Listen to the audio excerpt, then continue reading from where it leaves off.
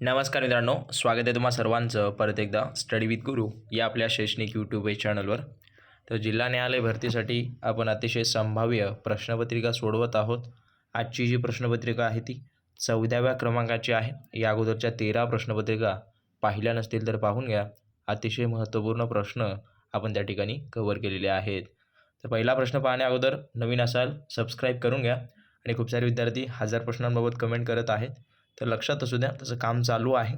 आत्तापर्यंत जवळपास 500 प्रश्न निघालेले आहेत. बाकीचे राहिलेले प्रश्न पुढच्या 1 ते 2 दिवसामध्ये निघून तुमच्यापर्यंत पोहोचविले जातील. कारण का थोडं डिफिकल्ट चालू आहे, थोडा वेळ लागत आहे. कारण का प्रिव्हियस इयरचे जेवढे काही क्वेश्चन आहेत, नवीन जे करंट अफेअर आहेत, GKचे आहेत, ते वारंवार येणारे सगळे प्रश्न कव्हर करायला वेळ लागत आहे. तर पाहूयात पहिला प्रश्न. सर्वोच्च न्यायालयाचे पहिले दलित सरन्यायाधीश कोण आहेत? तर सर्वोच्च न्यायालय जे आहे ते नवी दिल्लीला आहे. आणि या ठिकाणी पहिले दलित सरन्यायाधीश आपण ऑलरेडी पाहिलं की पहिल्या महिला न्यायाधीश कोण होत्या? फातिमा बीबी. आणि सर्वात पहिले न्यायालय कोण होते? तर न्यायालय हिरालाल, जे केन्या किंवा कनिया असं काहीतरी आहे, लक्षात असू द्या. राहिला प्रश्न दलित सरन्यायाधीश. पहिलं मुस्लिम सरन्यायाधीश कोण होते? तर न्यायमूर्ती M हिदायतुल्ला. आणि हे जे आहेत न्यायमूर्ती KG बालकृष्णन, हे जे आहेत ते पहिले दलित सरन्यायाधीश या ठिकाणी आपल्या भारताच्या सर्वोच्च न्यायालयाचे आहेत, लक्षात असू द्या.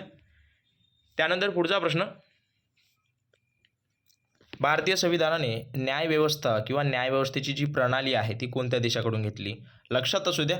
न्यायालयीन पुनर्विलोकन आणि न्यायालयीन स्वातंत्र्य हे जे आहे ते अमेरिकेकडून घेतलं, परंतु न्यायव्यवस्था प्रणाली जी आहे ती इंग्लंड या देशाकडून घेतलेली आहे. लक्षात असू द्या, हे संविधानाचे स्रोत आहेत. सर्वोच्च न्यायालय भाग 5 मध्ये आहे. जिल्हा सत्र न्यायालयाची तरतूद जी आहे ती भाग 6व्यामध्ये आहे, 233 ते 234 कलमामध्ये. तर लक्षात असू द्या, नोट डाऊन करून घ्या, महत्त्वाचे आहे ते. अतिरिक्त माहिती सांगण्याचं कारण तुम्हाला. त्यानंतर मुंबई उच्च न्यायालयाचे पहिले भारतीय मुख्य न्यायाधीश कोण आहेत?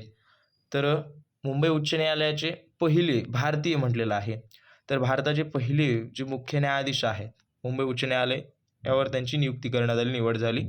तर त्यांचं नाव काय आहे? तर बद्रुद्दीन तय्यबजी हे जे आहे ते पहिले भारतीय मुख्य न्यायाधीश होते, जे की मुंबई उच्च न्यायालयाचे झालेले होते. राहिला प्रश्न. हे जे आहेत न्यायमूर्ती सन मॅथ्यू सॉस हे जे आहे ते मुंबई उच्च न्यायालयाचे पहिले न्यायाधीश होते, तर लक्षात असू द्या. त्यानंतर भारतीय अर्थशास्त्राचे जनक म्हणून कोणाला ओळखलं जातं? तर भारतीय अर्थशास्त्राचे जे जनक आहेत ते कोणाला ओळखलं जातं? दादाभाई नौरोजी यांना ओळखलं जातं. तसेच आधुनिक भारताचे जनक जे आहे ते राजाराम मोहन रॉय यांना ओळखलं जातं. त्यानंतर खालीलपैकी महाराष्ट्रात सर्वात जास्त काळ राहणारे राज्यपाल कोण आहेत? तर खालीलपैकी महाराष्ट्रामध्ये सर्वाधिक जास्त काळ म्हणजेच किंवा आत्तापर्यंतच्या हिस्ट्रीमध्ये जास्तीत जास्त पदावर राज्यपाल या पदावर राहणारे राज्यपाल कोणते आहेत? तर PC अलेक्झांडर आहेत. यांनी आय थिंक 1993मध्ये पद ग्रहण केलं आणि 2000 पर्यंत जवळपास त्यांनी म्हणजे 2 वेळा हे राज्यपाल पद एवढं म्हणजे जास्तीत जास्त काळ त्यांनी स्वीकारलेला आहे किंवा पदावर होते. त्यानंतर चरक नावाचा जो व्यक्ती होता हा कोणत्या दरबारातील वैद्य होता? तर चरक नावाचा जो व्यक्ती होता हा कोणत्या दरबारातील वैद्य होता? तर कनिष्क जो राजा होता कनिष्क त्याच्या दरबारातील हा वैद्य होता. त्यानंतर महात्मा गांधीजींनी सेवाग्राम आश्रमची स्थापना या ठिकाणी कोणत्या जिल्ह्यात केली? तर महात्मा गांधीजींनी सेवाग्राम नावाची जी स्थापना आहे ती कोणत्या जिल्ह्यात केली? तर वर्धा या जिल्ह्यामध्ये केलेली आहे. तर लक्षात असू द्या, नोट डाऊन करून घ्या. काही डाऊट वगैरे असतील तर अवश्य कमेंटद्वारे कळवा. महाराष्ट्र राज्याच्या विधानसभेत किती सदस्य आहेत? तर महाराष्ट्र राज्याच्या विधानसभेमध्ये 288 सदस्य आहेत. विधान परिषदेच्या बाबतीत विचार केला 78 आहेत. हे आकडे नोट डाऊन करून घ्या किंवा लिहून घ्या. त्यानंतर लोकसभेवर महाराष्ट्रातून किती जातात? तर 48 जातात. आणि राज्यसभेवरचा विचार केला 19 जातात. लोकसभेची सदस्य संख्या किती आहे? 552 आहे.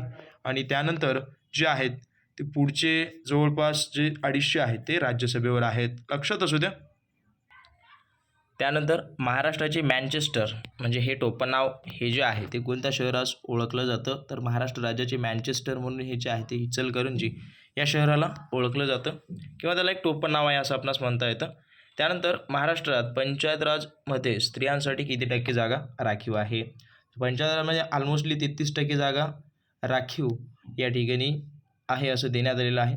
किंवा हे जे आहे ते तरतूद आहे 33%, परंतु आपल्या महाराष्ट्र राज्यामध्ये 50% राखीव जागा या ठिकाणी महिलांना आहेत. लक्षात असू द्या, या बाबतीत कन्फ्युजन देऊ नका.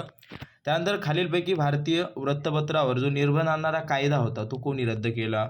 तर निर्बंध आणलंय कोण? तर लॉर्ड लिटननं आणलंय आणि त्यावर रद्द कोण केले? तर लॉर्ड रिपननं केले. हे लक्षात असू द्या.